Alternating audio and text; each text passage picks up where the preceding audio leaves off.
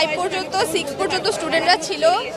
আমার হাতে যে ছিল তার 95% তো পড়া গেছে, আর আমার সাথে আমার একটা ভাগ্নি আসছিল, ওর 20% পড়ছে, আর আরেকজনকে দুজনকে আশঙ্কাজনকভাবে আইসিইউতে রাখছে।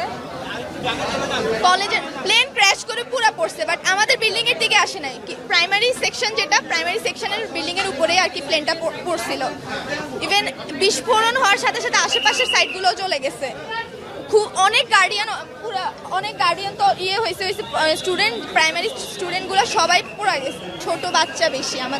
আমাদের ওটা প্রাইমারি সেকশন, স্কুল সেকশন ছিল, ওখানে কেজি 1 থেকে 5, 6 এইসব স্টুডেন্টস আছে। ক্লাস ছুটির সময় হবে, কিছু বাচ্চা গেটের সামনে ছিল, তারা জানতোই না, চোখের পলকে হয়ে গেছে। ডক্টর বলেছে সাইন লাগবে, ওর গার্ডিয়ানকে কল দেওয়ার পরে ওর গার্ডিয়ান বলল যে আমাকেই সাইন দিয়ে দিতে। এখন আইসিইউতে আছে, বলেছে যে আরও